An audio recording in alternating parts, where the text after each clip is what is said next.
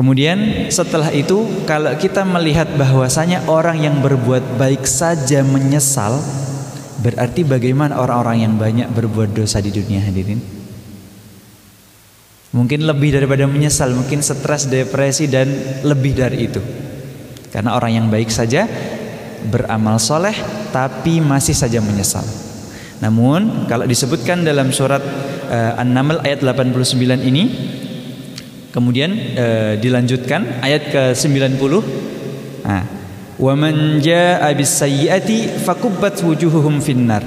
Ya, barang siapa yang membawa keburukan, yang membawa dosa dari dunia itu sampai akhirat, ia masih belum dibersihkan dosanya, masih membawa dosa, disebutkan, dan barang siapa yang membawa kejahatan maka disungkurkanlah wajah mereka, wujuhuhum finnar, yaitu dimasukkan ke dalam neraka.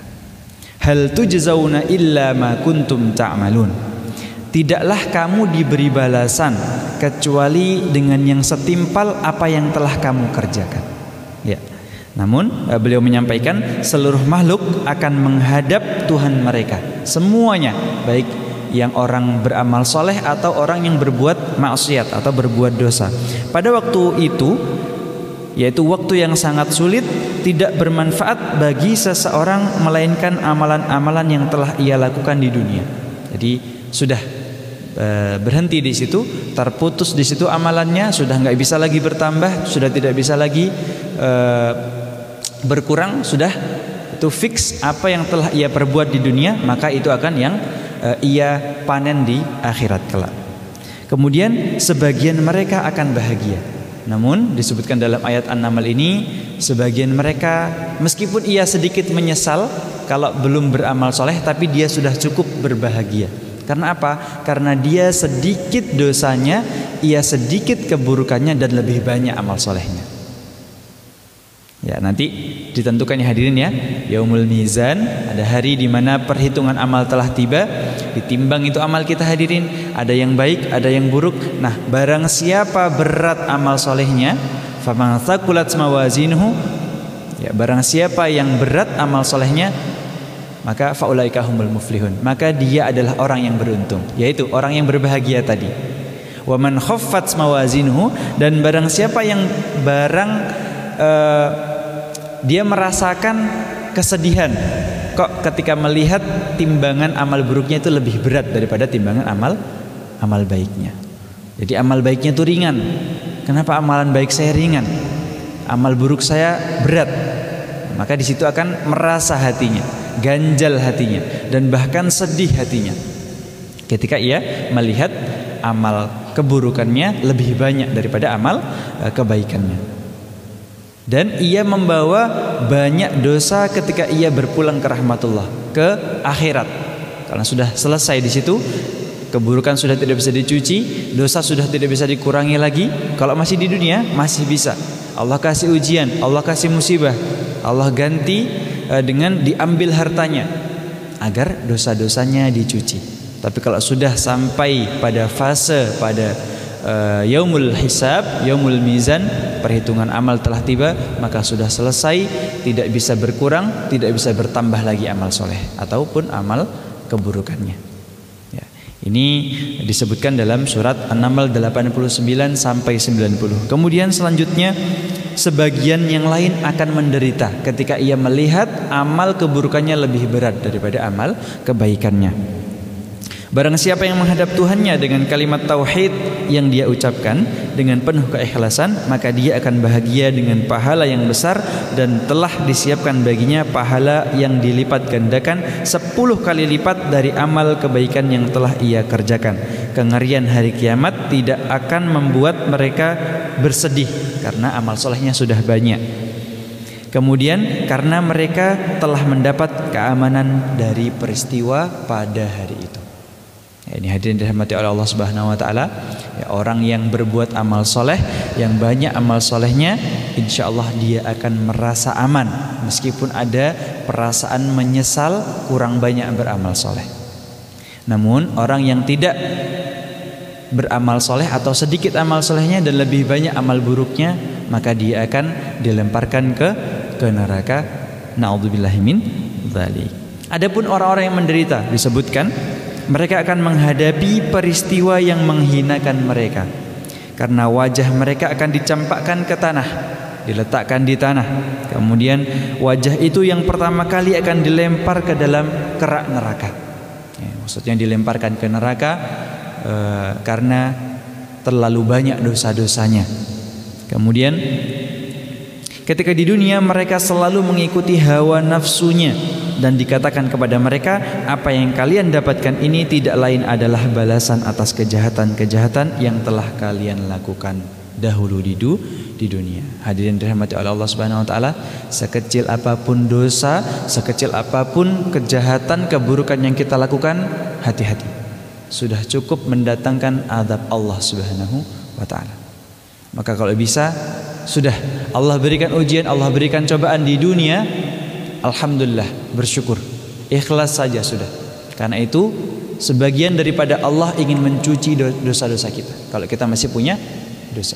Tapi kalau kita ngerasa udah kita nggak pernah berdosa, kita nggak pernah ngelakuin keburukan ataupun kejahatan, nggak pernah, kita udah tobat sejak lama, nggak pernah lagi ngelakuin dusta, kemudian ingkar janji, nggak pernah ninggalin sholat. Kalau kita nggak pernah ngelakuin dosa-dosa itu, kemaksiatan itu, tapi kita dapat ujian dari Allah Subhanahu wa taala, maka ketahuilah itu cara Allah untuk mengangkat derajat kita di dunia kelak. Maka masyaallah muslimin, hadirin dirahmati oleh Allah Subhanahu wa taala, yuk tetap jaga amal soleh kita, perbanyak amal soleh kita, dan jangan sampai amal buruk, keburukan kita di dunia lebih banyak daripada amal soleh, perbuatan baik kita di dunia. Baik, kemudian selanjutnya ayat nomor 91.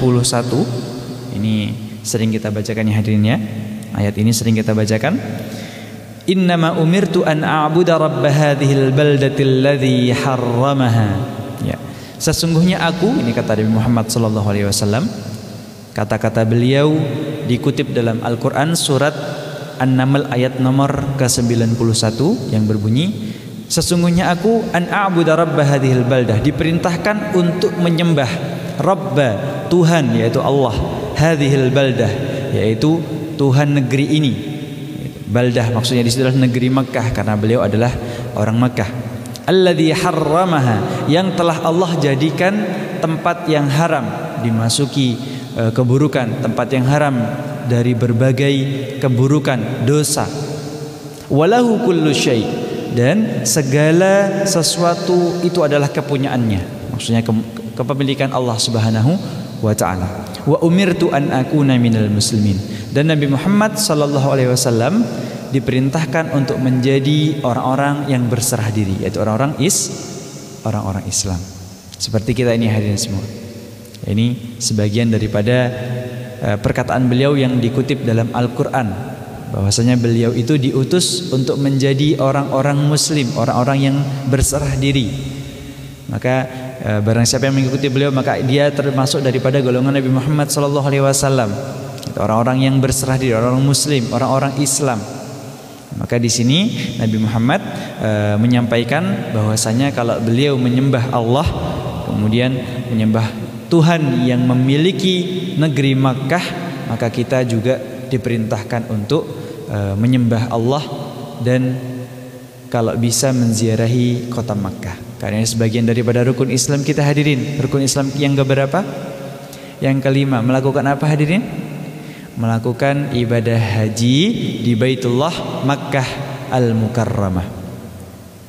Dengan syarat apa hadirin? Ada yang tahu? Dengan syarat mampu, qadir, mampu, al-qadir, yaitu mampu dalam hal fisik yang pertama. Kalau dia fisiknya bisa, dia bisa naik kendaraan, dia bisa menempuh perjalanan yang jauh sampai ke kota suci Makkah Al-Mukarramah, maka dia wajib untuk berangkat haji ke Baitullah Makkah Al-Mukarramah. Kemudian yang kedua, qadir, mampu dalam hal harta, bekal, zat itu adalah bekal. Maka kalau kita mampu, bekal kita sudah cukup untuk mempersiapkan kebutuhan kita semenjak dari tanah air sampai ke tanah suci, maka itu sudah cukup untuk menjadikan kita diwajibkan berangkat haji ke Baitullah. Tapi sekarang dua syarat ini insya Allah sudah terpenuhi. Tinggal satu, antrinya lama, ya. Tinggal satu, nunggunya lama. Cuman hadirin tahu nggak? Ada tafsiran daripada kategori mampu al-qadir di sini. Mampu itu ternyata bukan hanya mampu fisik kuat, bukan hanya mampu harta cukup bekalnya, bukan. Tapi barang siapa yang mampu, qadir, qadir adalah orang yang mampu dalam berusaha. Kenapa kok mampu dalam hal berusaha? Sebenarnya negara kita mengizinkan kita, membolehkan kita, bahkan memang menyediakan kuota untuk kita pergi ke Makkah Al-Mukarramah, pergi haji ke Makkah Al-Mukarramah. Namun sedikit dari kita, dari orang yang berjuang untuk menggapai usaha pergi haji tersebut. Dia melihat bahwasanya kondisi ini mah antrinya kalau 30 tahun saya mah nggak mungkin, umur saya udah 60, mana bisa saya haji umur 60. Ini mah nggak mungkin saya kalau umur 50 tahun pergi haji, paling nunggunya 35 tahun, kalau udah waktunya nggak mungkin umur saya nyampe. Maka di situ ia sudah pesimis dulu, melihat ini antrinya terlalu lama, sehingga ia ya sudah, setelah ia mendaftar, mungkin DP berapa hadirin? DP-nya berapa? 25? Ya, kita DP 25, kemudian setelah itu tidak ada usaha, ya udah nunggu aja. Padahal ada jalan yang lain, ada haji furoda, ada haji plus, ada haji yang lebih cepat, dan ternyata kita mampu di situ. Cuman kita nggak mau repot, kita nunggu aja lah, nunggu aja sebagaimana yang ditunggu sama jamaah yang lain. Udahlah cukup. Yang penting saya udah DP, maka itu sudah dikategorikan saya menggapai berusaha untuk bisa berhaji. Padahal tidak seperti itu ya hadirin. Kita mampu untuk bisa menggapai cara-cara Allah yang lain dalam hal haji. Kita bisa menempuh lewat haji furoda, cukup sebenarnya bekal kita, dan umur kita masih cukup, masih mampu, masih kuat untuk pergi haji. Tapi ia malah memilih hal atau jalan yang paling ringan. Maka ini dia tetap diwajibkan untuk pergi haji, tapi dia tidak mau untuk menggapai, untuk mengikhlaskan, untuk solidaritasnya, totalitasnya tidak diserahkan kepada Allah Subhanahu wa taala. Kalau ia betul-betul totalitas, bismillah ini saya mampu, yang penting saya segera haji, yang penting saya segera gugur kewajiban saya dari rukun Islam yang kelima ini, maka itu yang lebih baik. Tapi kalau ia masih udahlah, yang penting DP aja dulu, udah cukup insyaallah. Ntar sambil nunggu, siapa tahu ada yang mundur, siapa tahu ada yang tidak jadi berangkat, gagal berangkat, jadi saya bisa lebih maju kuotanya, jadwalnya. Jangan hadirin. Mungkin kita berpikiran seperti itu. Bagaimana kalau kita berpulang sebelum tanggal kita haji hadirin? Kita pulang dalam kondisi, dalam keadaan belum berhaji, padahal kita mampu. Setelah itu Allah tampakkan, kenapa kamu dulu di dunia nggak mau segera berangkat haji, padahal kamu mampu. Kenapa nggak mau segera berangkat haji yang furoda? Kenapa yang plus nggak berangkat? Kenapa? Padahal kamu mampu di situ. Ya, maka ini hati-hati hadirin. Jangan sampai kita menjadi daripada orang yang tidak mau menjalankan syariat Islam secara seutuhnya. Maka kita harus melaksanakan syariat Islam secara kafah hadirin, secara utuh. Kalau memang kita diperintahkan untuk haji dan kita mampu, maka hendaknya kita melaksanakan ibadah haji tersebut. Allah tahu kok. Allah tahu kalau kita itu nggak mampu. Allah tahu kalau kita itu sudah berusaha tapi masih belum sampai, belum finish usahanya, belum sukses usahanya. Allah tahu. Yang penting Allah melihat proses di mana hamba tersebut berusaha. Kalau hambanya hanya udahlah yang penting begini, yang penting begitu, ya nanti jangan salahkan Allah kalau misalnya ternyata dia dilemparkan ke neraka gara-gara menyepelekan haji. Jangan-jangan dia sudah punya rumah, jangan-jangan dia sudah punya mobil, Jangan-jangan dia udah jalan keliling dunia tapi nggak pernah ke Makkah Al-Mukarramah. Nah ini kira-kira malu nggak hadirin kita sama Allah? Udah ke Swiss, udah ke New York, udah ke Turki, yang balon udara itu apa namanya? Kapadokia ya. Ya, sudah ke sana, sudah keliling dunia pokoknya, tapi malah ia belum pernah ke Makkah Al-Mukarramah. Umrah pun belum. Wah, ini sangat memalukan sekali hadirin. Jangan sampai kita udah punya rumah, punya mobil keliling dunia tapi umrah dan haji belum. Ini berbahaya. Jangan sampai nanti kita dimasukkan ke neraka cuman gara-gara mampu berhaji, mampu berumrah tapi tidak mau berangkat ke Baitullah karena nanti dulu, nanti antri aja dulu nggak apa-apa, nunggu 30 tahun dulu nggak apa-apa. Nah, ini jangan hadirin. Taib. Itu adalah ayat nomor ke-91, pernyataan Nabi Muhammad SAW bahwasanya beliau diperintahkan untuk menjadi seorang muslim. Ini bersambung dengan ayat ke-92, wa an atluwal Qur'an. Kata Nabi, dan aku diperintahkan untuk membaca Al-Qur'an. Al-Qur'an yang kita tadabburi saat ini kalamullah, perkataan Allah yang Masya Allah sangat mulia ini. Faman ihtada fa innama yahtadi li nafsih. Ya, barang siapa yang mendapatkan petunjuk dari membaca Al-Qur'an ini, fa innama yahtadi li nafsih, maka sesungguhnya ia telah mendapatkan petunjuk untuk dirinya sendiri. Wa man dhalla faqul innama ana minal mudhirin. Dan barang siapa yang tersesat, maka katakanlah sesungguhnya aku, maksudnya Nabi Muhammad tadi, beliau Rasulullah SAW, ana minal mudhirin, sesungguhnya aku adalah sebagai pengingat atau pengingat buat orang-orang yang tersesat tadi.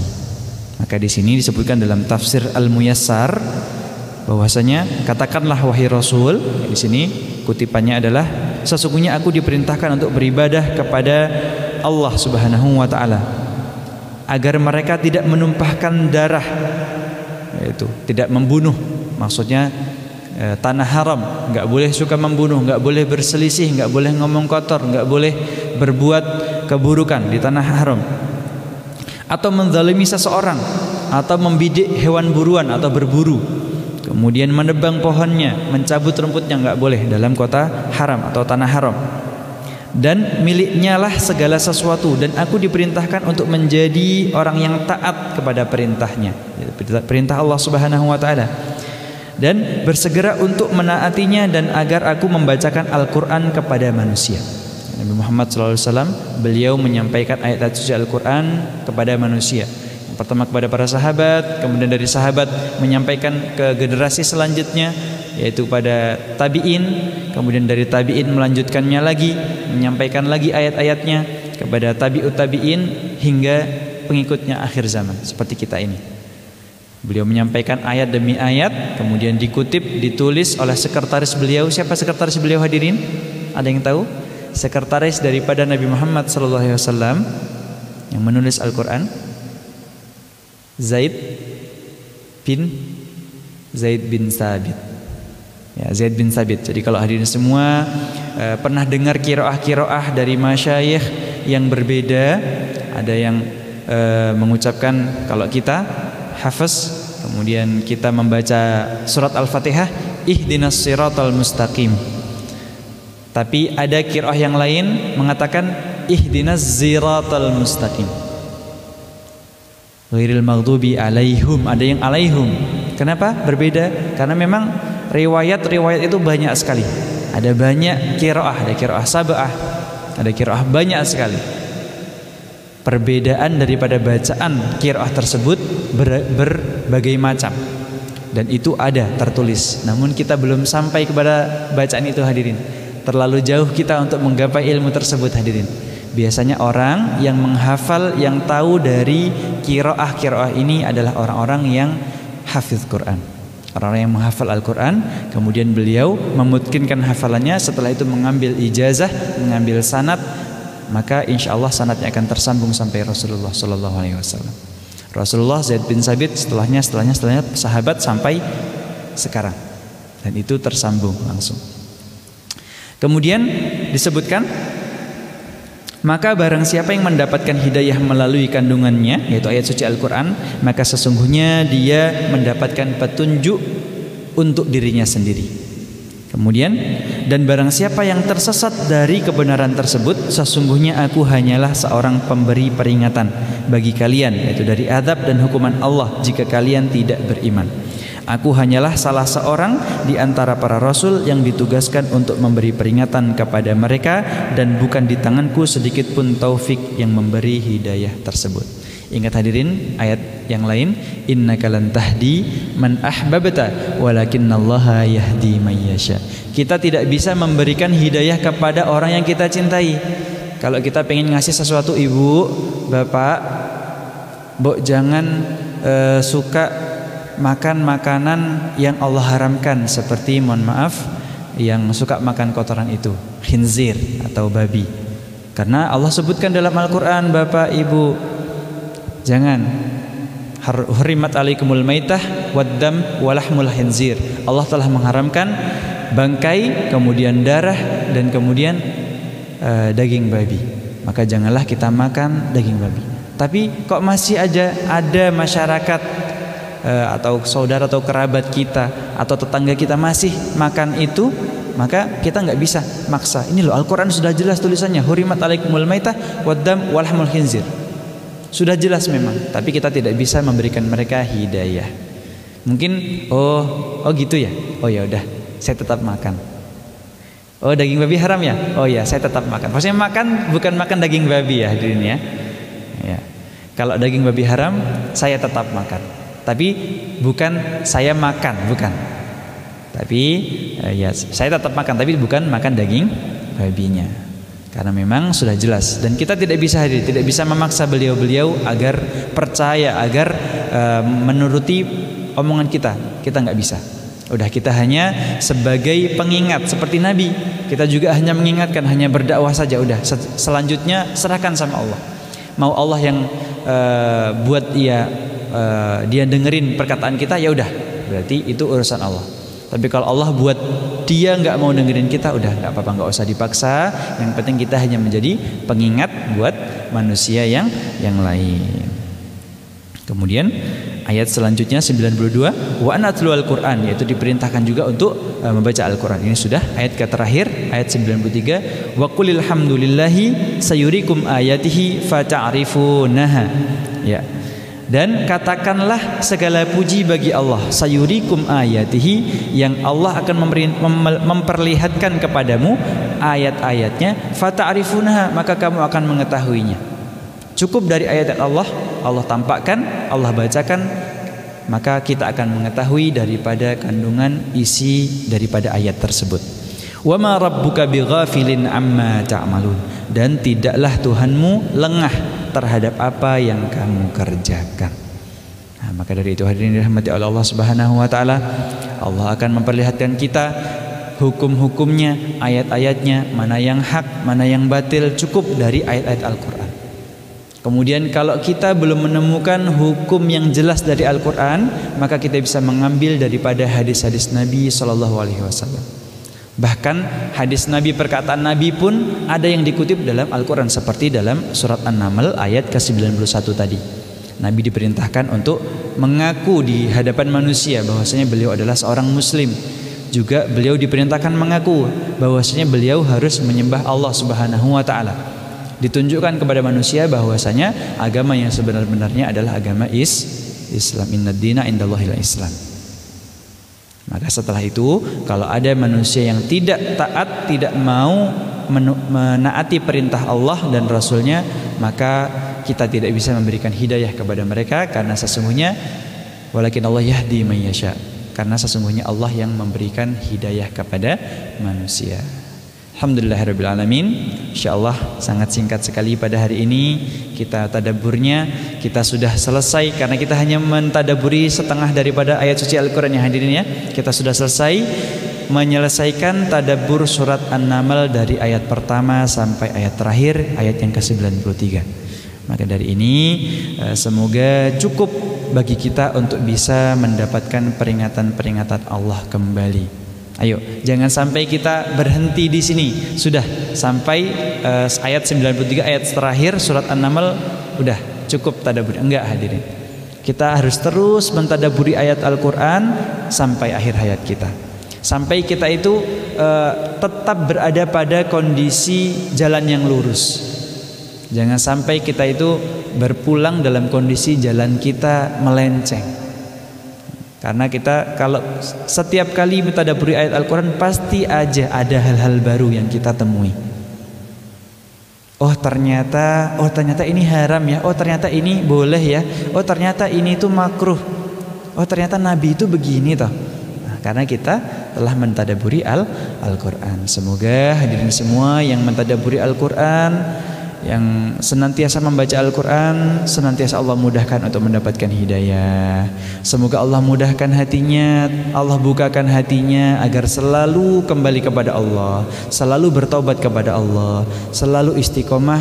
Meskipun kita susah untuk istiqomah, kata Nabi, namun semoga dengan usaha-usaha kita dalam menggapai ridha Allah ini, Allah mudahkan sehingga Allah berikan ridhonya kepada kita.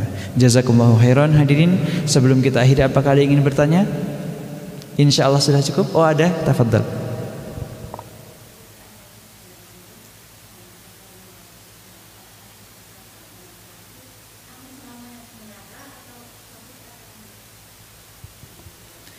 Baik, pertanyaannya, apakah ayat ke-90 yaitu barang siapa yang membawa keburukan nanti sampai akhirat akan dimasukkan ke dalam neraka, dan apakah akan berada di neraka selamanya, begitu?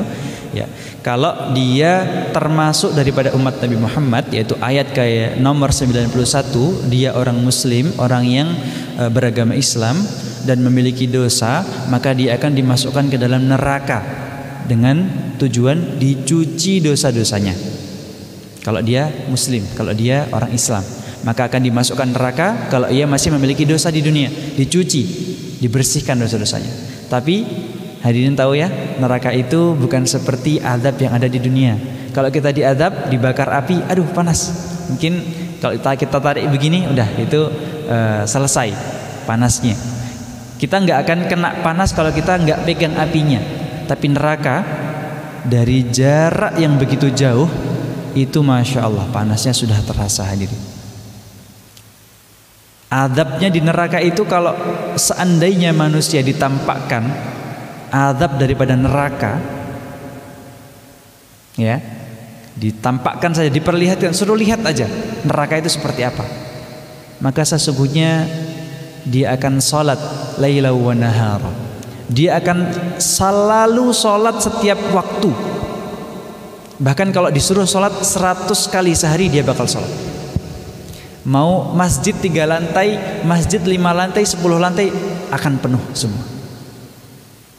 Tapi salah satu kekurangan, kelemahan daripada manusia adalah dia tidak mau nyadar. Dia nggak sadar akan azab Allah yang Allah sampaikan ini. Dia ngerasa cuman azab neraka doang. Ntar juga kalau dimasukin ke neraka juga ketemu teman-temanku, bisa reuni, ntar bisa bikin acara dan lain sebagainya. Masya Allah, ringan sekali lidahnya hadirin. Belum tahu diazab di neraka itu seperti apa rasanya.